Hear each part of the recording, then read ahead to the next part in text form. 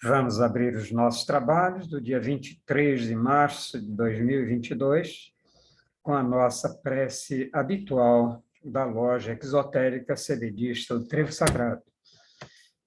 Nos conectemos com Deus e acompanhemos essa prece, dando a ela a atenção e recebendo dela as forças necessárias. Ó eterno e supremo Criador de todas as coisas existentes no reino universal, cujo poder suplanta todos os poderes, cuja força é a coluna que sustenta o grande e poderoso templo das leis. Neste momento nos reunimos em teu nome, a fim de evocar a tua presença entre nós e também te pedir que nos concedas o direito de nossas mentes serem tocadas e iluminadas pelos raios resplandecentes e supremos de tua eterna e absoluta sabedoria. Imploramos isso, Senhor, porque desconhecemos ainda o poder existente em nós. E porque o desconhecemos, é que nos sentimos sem a autoridade precisa para solucionar os graves problemas que nos afligem e nos deixam impotentes no vasto campo universal. Vem até nós, Senhor, e derrama sobre nós o teu bálsamo suavizante e curativo de todas as enfermidades, tanto do corpo como da alma. Ensina-nos, Senhor, a libertarmos-nos de todas as mazelas que nos infelicitam no vasto campo material. Toca as nossas frontes, a fim de que possamos melhor compreender as tuas leis e por elas nos regermos. Ilumina as nossas inteligências, as nossas consciências e as nossas razões, para que possamos caminhar, sem tropeços nem quedas, no caminho que leva à tua eterna e absoluta majestade. Ensina-nos a conhecer as leis, Senhor, para que possamos equilibrar-nos na grande concha da tua justiça eterna e absoluta. Tira de nossos pensamentos e dos nossos corações, com teu absoluto poder, todos os sentimentos de ódio, de orgulho, de vaidade, de inveja, de egoísmo e de vingança, e enche-os, Senhor, de toda a bondade, justiça e amor. Ó Supremo Criador Universal, vem até nós neste momento em que estamos reunidos em teu santo nome e conduzi-nos, Senhor, pelo verdadeiro caminho do bem, para que, futuramente, as nossas almas buriladas pelas leis, escoimadas pelos direitos morais, possam atingir, através da longa jornada das encarnações, ao teu reino de paz, de harmonia, de amor, de verdade e de justiça. Confiamos, pois, ó Senhor de todas as coisas, da tua presença entre nós, e temos plena certeza que, ao nos retirarmos deste templo, obra de teu supremo poder, estaremos curados, completamente curados de todos os males que nos afligem, quer na parte material, quer na parte espiritual. E como confiamos na tua presença entre nós, Senhor, a ti agradecemos com os corações limpos e os pensamentos puros a graça que nos concedestes.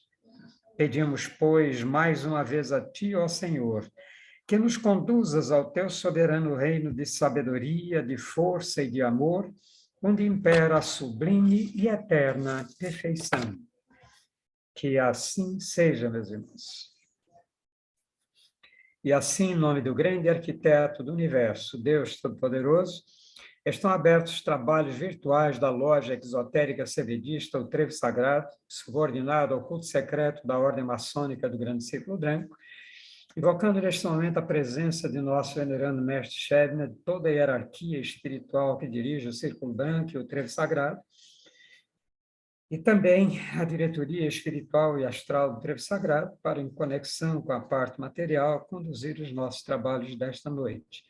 Pedimos também a presença de todos os guias, protetores e trabalhadores de todos os presentes, para que deem amparo e cobertura aos seus tutelados durante a nossa reunião. que ela se realize com todo amor, harmonia e paz. Assim estão abertos na parte material os nossos trabalhos.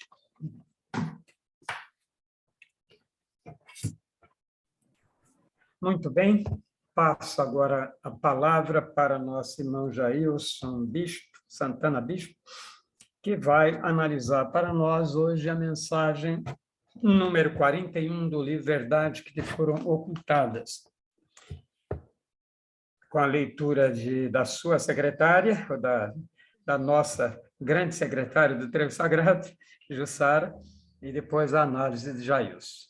Ju, a palavra é sua. Boa noite, meus irmãos. Como o senhor Ernesto colocou, estudaremos hoje a mensagem 41, trazida em 16 de maio de 48, pelo nosso irmão querido Pedra Roxa. As causas foram provocadas e os efeitos, apesar de retardados, aguardam que a evolução marche de encontro às oportunidades que precipitarão todos os acontecimentos previstos e anunciados há séculos, quando a nossa transformação íntima contribuirá para conquistarmos conhecimentos capazes de nos guiar pela parte oculta e desconhecida que constitui o verdadeiro manancial da vida eterna e vem através dos seres humanos se manifestar na Terra. Aproveitá-los, mesmo nesta existência, é dever de todo ser, utilizando para isso o processo que permite o intercâmbio de comunicação entre almas livres e as encarnadas. Se bem que este processo não constitua nenhuma novidade e venha sendo utilizado pelas almas desde o princípio dos séculos, somente agora o ser humano vai se interessando por compreendê-lo e logo deduzirá que tem servido de instrumento inconsciente na prática de ações de toda espécie. Ao concluirmos que a alma sopra onde quer, a nos intuir para o bem ou para o mal, reconheceremos a necessidade de vigiarmos cuidadosamente, a fim de repelirmos os pensamentos funestos, mesmo que eles partam de nossa própria mente, e para não os levarmos a efeitos coagidos por influências semelhantes. A nossa alma, na sua imortalidade, tem evoluído sempre, e logo que os recursos da lei nos despertarem a razão, é que por força do pressentimento entraremos em contato com os elementos ocultos que nos cercam, até que a venda da nossa ignorância seja substituída por uma clarividência capaz de nos mostrar os planos modelados no fluido universal, onde vivem os seres espirituais na sua verdadeira forma quintessenciada. A vida, tudo é necessário.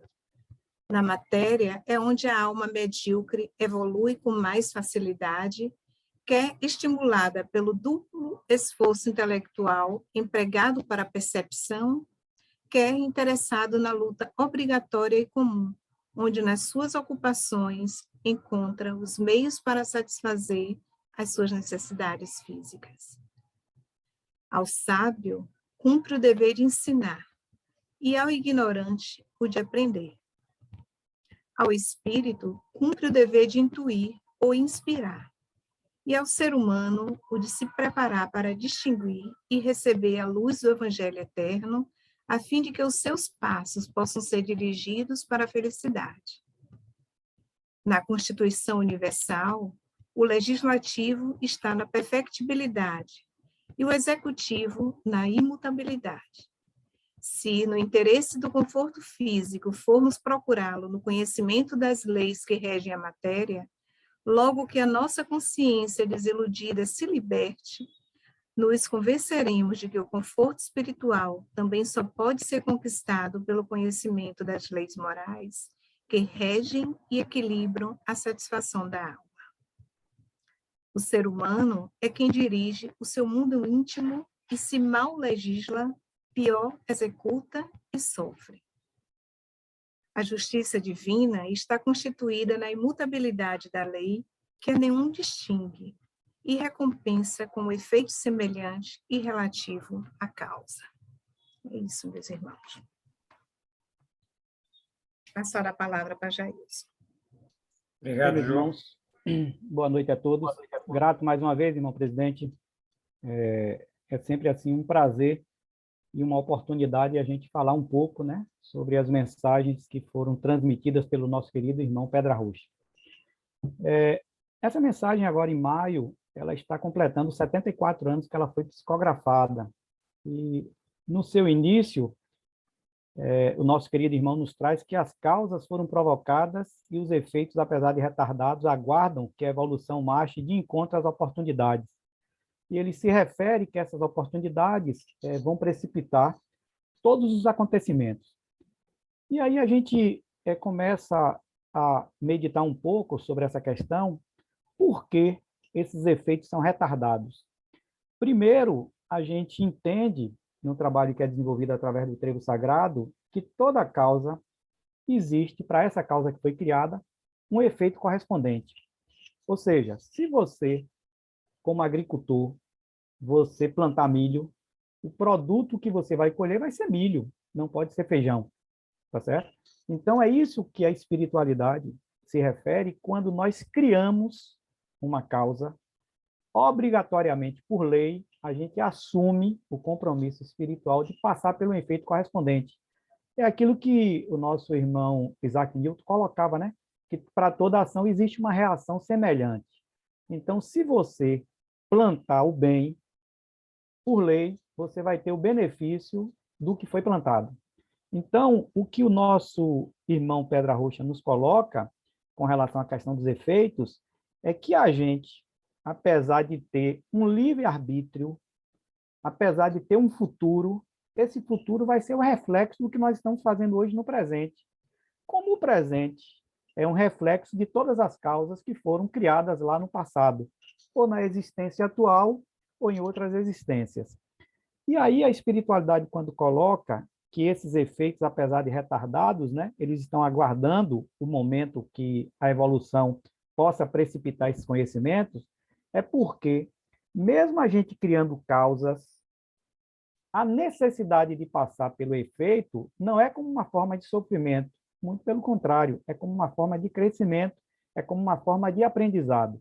Então, dentro de uma existência, se nós causamos determinadas causas, todo esse processo vai ficar registrado no que a gente chama na parte espiritual e astral de registro acásico, né?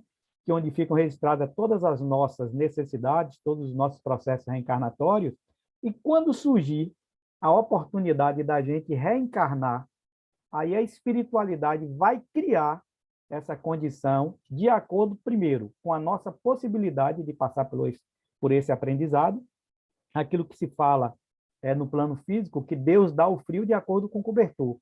Mas essas necessidades, ela vai ser plasmada exatamente em cima desse processo reencarnatório. E isso começa exatamente pela definição sexual. Nós estudamos aqui no trevo que a alma não tem sexo.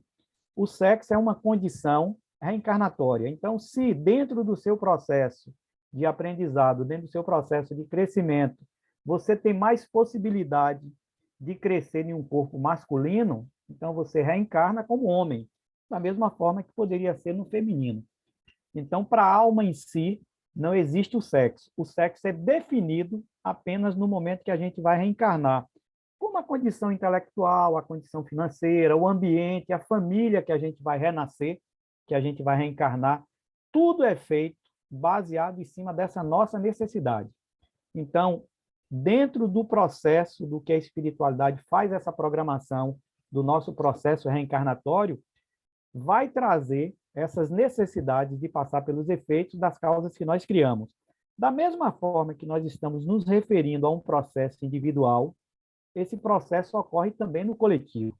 Então, é por isso que ele diz, tá certo, que todos esses efeitos que foram criados pela humanidade através dos séculos, eles vão ocorrer de acordo com o momento que aquela humanidade que está encarnada naquele determinado planeta, ela tem a condição de passar pelos efeitos, e esses efeitos vão servir como se fosse um processo de crescimento. Apesar de existir um processo individual, mas nós evoluímos baseados em cima do que está acontecendo no coletivo. A espiritualidade, quando ela faz a divisão dos planos, quando a gente tem um plano material, quando a gente, lá no reino mineral, que dentro do nosso processo evolutivo seria o reino mais atrasado, tá certo? Essa humanidade, quando vai reencarnar e vai passando do mineral para o vegetal, para o animal e para o hominal, que é o que nós estamos aqui, a grande maioria da humanidade que está encarnada no planeta Terra, ela está no mesmo plano de evolução, o que nós chamamos aí no 5º plano de evolução, o chamado plano da verdade.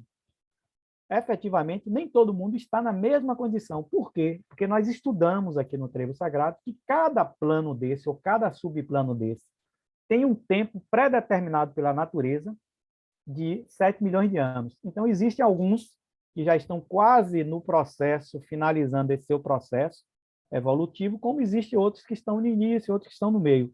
É por isso que a gente consegue perceber ainda uma divergência grande em relação à percepção da alma, em relação ao processo evolutivo da alma. Então, todos esses processos, eles vão sendo liberados, eles vão ocorrendo no plano físico, de acordo com a possibilidade da humanidade que está encarnada naquele determinado momento. E aí, a espiritualidade, o nosso irmão Pedro Rocha coloca, né, que quando existe essa transformação vai exatamente contribuir muito para que a gente possa marchar sempre pelo que ele chama de oculto, né, e desconhecido, que constitui o verdadeiro manancial da Terra e, através dos seres humanos, se manifestar também na Terra. O que é que a espiritualidade está colocando? Que existe toda uma hierarquia espiritual na parte espiritual que está ajudando o processo do planeta. Então, à medida que a gente vai despertando, à medida que a gente vai desenvolvendo a nossa sensibilidade espiritual, desenvolvendo os nossos centros de força, a gente começa a receber as intuições de como é que a gente deve se dirigir, qual a forma mais correta e mais adequada para que a gente tenha a condição de passar por esses efeitos. E aí o nosso irmão continua dizendo que aproveitá-los, mesmo nesta existência, é dever de todo ser humano, utilizando o processo que permite o intercâmbio entre a comunicação de almas livres e as almas encarnadas. Por que ele se refere a essa questão das almas livres? É porque o corpo físico ainda, para a gente, quando nós estamos encarnados, ainda é uma forma de prisão. Nós estamos ainda limitados em função dessa necessidade reencarnatória. A alma livre, se a gente pegar um irmão que está na parte espiritual e astral, o mundo real e verdadeiro é o mundo espiritual. Se a gente pegar a referência de mundo, para a gente que estamos encarnados, a gente vai achar que a nossa referência de mundo é a referência do que nós estamos manipulando, ou seja, o processo que nós estamos encarnados. Só que observem o seguinte, a gente leva muito mais tempo desencarnado do que encarnado. Se a gente pegar, mesmo que a gente tenha uma qualidade boa de vida, a gente consegue se permanecer no corpo físico durante 100, 120, 100 e poucos anos. No mundo espiritual, para a gente retornar ao mundo físico, para a gente reencarnar, a gente leva muito mais tempo no plano espiritual do que no plano físico.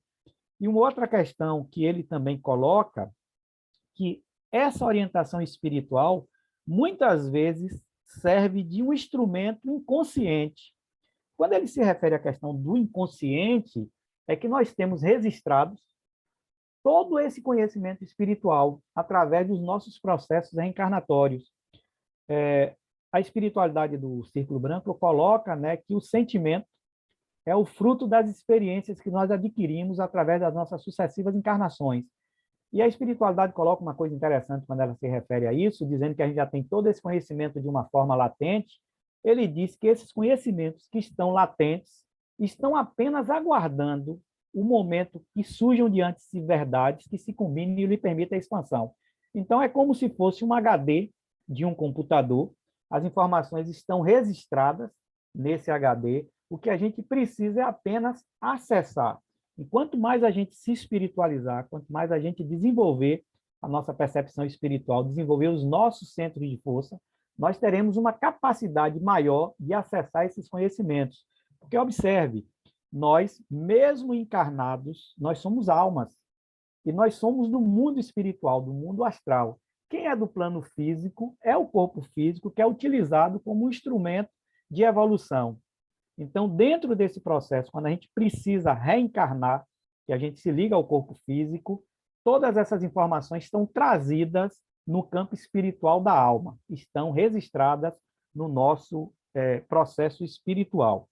E ele continua falando, né, que ao concluir que a alma sopra onde quer e a nos intuir para o bem ou para o mal, reconheceremos a necessidade de vigiarmos cuidadosamente, a fim de repelir pensamentos funestos. O que é que a espiritualidade quer nos falar com relação a isso? Que existe dentro do campo espiritual, da mesma forma que existe aqui no plano físico, almas que ainda estão em um processo muito mais grosseiro, a depender da forma que a gente desenvolva a nossa percepção espiritual, a depender da forma que nós estamos pensando, da forma que nós estamos agindo, nós iremos atrair para o nosso campo espiritual almas que têm a mesma vibração espiritual. Se eu estou efetivamente pensando no ódio, quem vai estar envolvida no meu campo, quem vai estar envolvido no meu campo espiritual são almas que estão vibrando naquela mesma faixa. Então, quando ele nos faz esse alerta da necessidade do vigiar, é porque, às vezes, a gente recebe determinados pensamentos grosseiros, que a gente não entende por que está vindo um pensamento, às vezes, assim, tão pesado e tão grosseiro. Então, o que é que a espiritualidade nos alerta? Para que a gente possa analisar antes de dar vazão a esse pensamento. Claro que ele coloca aqui que em determinadas situações são causas nossas, não são, digamos assim, intuições de irmãos que estão no campo espiritual.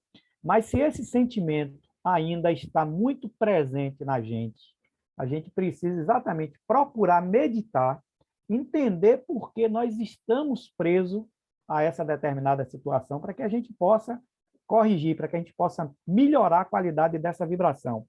Isso é muito interessante, porque isso ocorre muitas vezes dentro da nossa própria família. A gente tem um familiar, um irmão, um pai, a mãe, é alguém do nosso campo familiar, que em determinados momentos a gente tem aquele sentimento assim de aversão, uma aversão completa, e a gente às vezes não consegue entender por que a gente tem, digamos assim, esse sentimento tão ruim, se eu posso colocar dessa forma. Então, muitas vezes, pode ser um processo espiritual, uma necessidade kármica que existe entre aqueles dois irmãos, que em determinados momentos a gente consegue acessar ele. Então, quando a espiritualidade nos colocou no mesmo ambiente familiar, é para que a gente tenha a possibilidade exatamente de corrigir essa situação, para que a gente possa meditar, para que a gente possa avaliar, a gente perceber onde é que nós erramos, mesmo não sendo um processo que foi uma causa criada nesta existência, mas nós temos a possibilidade de acessar a esse nosso registro espiritual, a esse nosso registro acádico, para que a gente possa perceber qual é a necessidade kármica ou a necessidade reencarnatória que nós temos com aquele irmão que faz parte dessa família. Eu me refiro à família porque é o que é muito comum, às vezes, acontecer. Mas isso acontece muito com colegas de trabalho, com pessoas que a gente, às vezes, quando conhece, tem determinada aversão, a gente usa aquele termo, parece que o santo não se cruzou, parece que o santo não se bateu. Por quê? Porque, às vezes, é um irmão que, mesmo estando assim, vivendo distante da gente, mas quando a gente se aproxima dele, quando a gente está próximo dele, a gente sente essa determinada repulsa. Da mesma forma que nós sentimos afinidade, determinadas pessoas que nós não temos convivência, mas que quando essa pessoa está perto da gente, a gente sente realmente assim um carinho, sem entender de onde vem, porque muitas vezes são irmãos que estão ligados também ao nosso processo espiritual. O nosso mensageiro, ele continua falando, né, que a alma, na sua imortalidade, tem evoluído, e sempre que os recursos da lei nos deparam a razão, nos despertem a razão, é que por força do pressentimento entraremos em contato com elementos ocultos que nos cercam, até que a venda de nossa ignorância seja substituída por uma clarividência, capaz de nos mostrar os planos modelados no fluido universal. O que é que Pedra Roxa nos alerta em relação a isso? O nosso mestre Emmanuel dizia, né, que tudo que existe, existiu ou vier a existir, é porque está plasmado, é porque já existiu em algum lugar. Então, existe um plano que foi desenvolvido pelo nosso Pai, pelo nosso grande arquiteto do universo, pelo nosso Deus. E ele diz que toda a humanidade de todos os planetas segue esse plano. Agora que esse plano, ele é habitado de acordo com a condição evolutiva da humanidade que está encarnada naquele determinado plano. Então, o que é que ele está dizendo? Que à medida que a gente começa a se espiritualizar, a gente começa a perceber esse plano divino que existe, e ele diz que a gente consegue, se a gente entrar em conexão com esse plano espiritual, a gente tem a possibilidade de perceber os seres espirituais na sua verdadeira forma quintessenciada. O que é que ele está querendo dizer? Que quando ele se refere à questão da quinta essência, é porque nós, que somos almas, nós somos formados de matéria, porém uma matéria mais sutil, uma matéria mais evoluída, uma matéria mais leve, ou seja, uma matéria formada de elementos de quinta essência ou uma matéria quintessenciada, diferente do corpo físico, que também é formado de matéria, porém os elementos que compõem essa matéria são elementos mais densos, elementos mais grosseiros, elementos mais atrasados. Diferente do espírito, que é formado de energia, de uma energia pura, perfeita e absoluta, que é uma qualidade da matéria muito mais evoluída. No plano material, a gente tem a impressão que a energia surgiu através da matéria. E essa percepção ela é equivocada. A matéria surgiu através da baixa da vibração da energia. Então, o nosso processo espiritual é retornarmos ou nos transformarmos em energia, da mesma forma que o espírito é assim constituído. E ele nos fala que a vida, tudo é necessário, tá certo? E diz que existem irmãos que têm a missão, quando ele se refere aqui principalmente ao sábio, né, de ensinar, tá certo? Que isso é um dever do sábio ensinar. Por quê? Porque à medida que ele evolui, ele assume esse comprometimento espiritual com a lei divina, esse comprometimento no sentido de ajudar aqueles irmãos que estão mais atrasados. Da mesma forma que ele coloca que ao ignorante compete o aprender. Quando ele se refere à questão do ignorante, ele se refere à questão aquele ainda que ignora a lei divina. E ele começa que ao espírito cumpre o dever de intuir ou de inspirar, e ao ser humano o de preparar para distinguir e receber a luz do evangelho eterno, a fim de que os seus passos possam ser dirigidos pela felicidade. É exatamente nesse aspecto que ele está colocando, que o objetivo do processo reencarnatório é para que a gente evolua, não é para que a gente venha sofrer, não é para que a gente viva nesse eterno processo de sofrimento. O objetivo é exatamente a gente evoluir para que a gente possa alcançar a tão chamada felicidade espiritual. E aí ele coloca uma outra coisa também extremamente interessante, que ele diz que na Constituição Universal, o legislativo está na perfectibilidade e o executivo na imutabilidade. Nós entendemos que a lei ela é imutável, indiscutivelmente, diferente um pouco da lei material, que foi inspirada também na lei divina, mas existe muita diferença no plano físico em relação à questão da lei. A gente sabe que a lei, às vezes, infelizmente, ela é aplicada de acordo até, às vezes, com uma condição intelectual, com uma condição financeira de uma determinada pessoa que comete uma causa. Então, a depender dessa influência que essa pessoa tem, tá certo? Essa, digamos assim, penalidade, tá certo, da lei, ela vai ser, digamos assim, mais dura ou ela vai ser mais branda. E a espiritualidade diz aqui que na parte espiritual é diferente. A lei vai se aplicar sempre de forma igualitária, de forma isenta, independente do seu nível de evolução, independente do seu nível de despertamento. Se você criou uma causa, necessariamente você precisa passar pelo efeito correspondente da causa. E aí ele começa, né, ele continua dizendo que as leis morais que regem o equilíbrio e a satisfação da alma, o ser humano é quem dirige o seu mundo íntimo, e se mal legisla, pior executa e sofre. Ou seja, se eu tenho um plano, que eu estou colocando esse plano de encontro à lei divina, efetivamente eu vou passar pelos efeitos do sofrimento. A espiritualidade coloca que existem dois caminhos, o caminho do amor, o caminho da dor.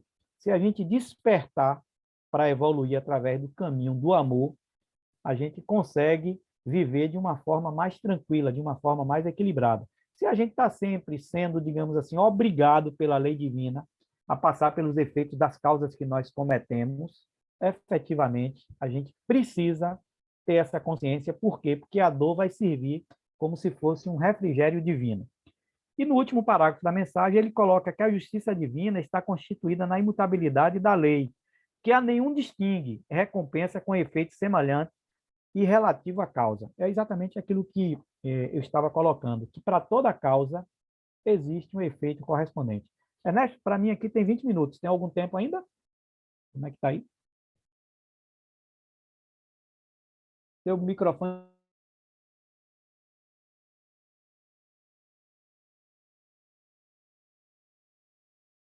Mais 7 minutos você tem. Ah, certo, ok. Então, o que é que nós observamos aí? Que o que a espiritualidade, que o nosso irmão Pedra Roxa está nos trazendo, é que a gente exatamente passa pelo efeito das causas correspondentes ao que nós criamos. Isso é interessante porque esse plano que está acontecendo aqui agora no planeta Terra é um plano que foi elaborado, essa chamada de planificação divina, ela foi elaborada para o momento que nós estamos vivendo. Então, quando ele começou lá na mensagem, se referindo à questão dos acontecimentos que às vezes são retardados, é porque existe no plano espiritual, tá certo? Essas causas que precisam serem processadas, mas esses efeitos vai ser no momento que a humanidade tem a condição de absorver isso. Isso acontece, por exemplo, quando a gente se refere a uma lei de trânsito. A gente sabe que no momento que você comete uma infração de trânsito, quando você, por exemplo, dirige acima de uma velocidade que é estabelecida para uma determinada avenida, o que é que efetivamente vai acontecer? Você vai cometer uma infração, você vai ser penalizado com pontos na sua carteira de habilitação, e a depender da quantidade de infrações que você cometa, a depender da quantidade de pontos que você acaba acumulando, você efetivamente vai perder o direito de conduzir um automóvel. Ou seja, você perde a sua CNH, sua carteira de habilitação, e automaticamente você fica impedido de dirigir. Você só pode fazer isso se for, digamos assim, de uma forma à margem da lei, porque você não tem a permissão de você dirigir. É a mesma coisa que vai acontecer com relação à questão da lei divina. A gente começa a criar tantas causas equivocadas, e aí o nosso livre-arbítrio começa a ser cesseado. À medida que a gente vai passando por esse processo, a gente vai perdendo o nosso direito de efetivamente utilizar o nosso livre-arbítrio da forma que a gente acha que é mais adequada.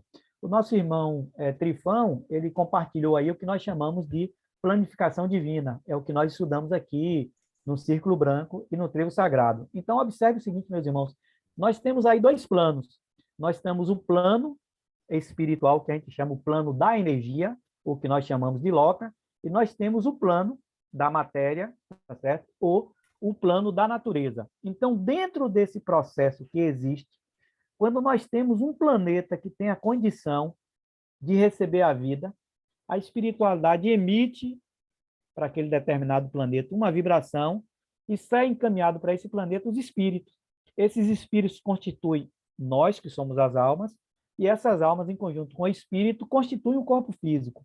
À medida que a gente começa a evoluir, a gente começa a galgar esses planos que está aí. O plano do reino nominal, que nós temos aí o material, que é o plano da necessidade, o astral, que é o da vontade, o mental, que é o da imaginação, o búdico, que é o da inteligência, e o nivânico, que é o da verdade. Então, a grande maioria do planeta Terra, dos seres que estão encarnados aqui no planeta Terra, está no que nós chamamos de quinto plano, que seria o plano nirvânico, que é o plano da verdade. Estamos em transição do plano da verdade para o plano da consciência. Então, é esse processo. À medida que a gente começa a entender que a lei é um processo natural, à medida que a gente começa a perceber que a lei ela é aplicada para todos nós, a gente começa a viver baseado em cima da lei, e aí essa lei vai passar a ser um processo que a gente já entende como de uma forma natural. Então, todas essas orientações que são trazidas através do Verdades que Foram Ocultadas, né, esse nosso livro aí do nosso irmão Pedra Rocha, que foi passado pelo nosso irmão Pedra Rocha, ele tem exatamente o objetivo de despertar a nossa consciência em relação à questão da lei divina. Então, através desse processo do estudo, através desse processo da meditação, através desse processo da reflexão, através do desenvolvimento dos nossos centros de força, quando a gente faz determinados exercícios, a gente começa a desenvolver a nossa sensibilidade e isso permite que a alma tenha um domínio maior do corpo. A alma não fique, digamos assim, apenas ligada às necessidades físicas, às necessidades do corpo físico, que são importantes, mas a gente precisa aprender, digamos assim, a dosar o que a gente chama de instintos e necessidades. Então, esses seres elementares que constituem o nosso corpo físico, se em uma determinada existência você tinha o hábito de fumar, com todo respeito às pessoas fumantes, quando você retorna, quando você desencarna, se você desencarnar, por exemplo, com um câncer de pulmão, quando você retornar em uma outra vida, quando você reencarnar, aquela necessidade sua, aquelas causas que você criou, você obrigatoriamente tem que passar pelo efeito. E muitas vezes esses efeitos é ter todos os sintomas de uma pessoa que fuma, sem nunca ter fumado na existência que você está atualmente.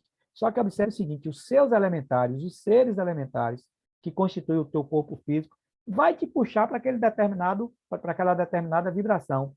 Da mesma forma que a gente, às vezes, é atraído para vibrações mais densas, vibrações mais pesadas, vibrações mais grosseiras.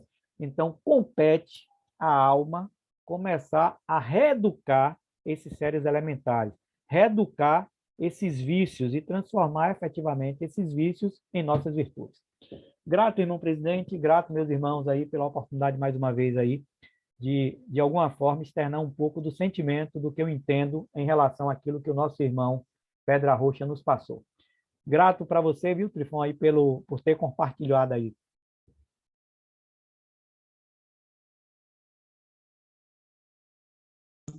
Obrigado, Jailson, pela partilha muito boa. Pedra Rocha é sempre alguém que nos traz mensagens que transformam. Muito bem, nós vamos agora, então, passar para vocês as alterações que fizemos no... Elevemos mais uma vez os nossos pensamentos ao Criador para a nossa prece de encerramento. Nós te agradecemos, ó Senhor, Criador e Dominador de todas as coisas, por teres atendido ao nosso chamado e derramado sobre nós o teu bálsamo suavizante e curativo de todas as enfermidades. Enchestes o nosso ser de teu santo poder e de tua eterna sabedoria. Conservai-a em nós, Senhor, e sempre nos façais dignos dela até o dia da nossa eterna perfeição. Que assim seja. E assim, em nome do grande arquiteto do universo, Deus Todo-Poderoso, está encerrada a sessão virtual da loja exotérica cebedista, o Trevo Sagrado, subordinado ao culto secreto da Ordem Maçônica do Grande Círculo Branco, agradecendo ao nosso venerando mestre Shebne toda a hierarquia espiritual cebedista, agradecendo também a hierarquia que dirige o Trevo Sagrado, na parte espiritual, astral e material, agradecendo também aos nossos guias, protetores e trabalhadores que estiveram ao nosso lado todo o tempo, e, em nome de Deus, damos, então, por encerrados os nossos trabalhos também no plano material. Até a próxima reunião, se assim Deus nos permitir.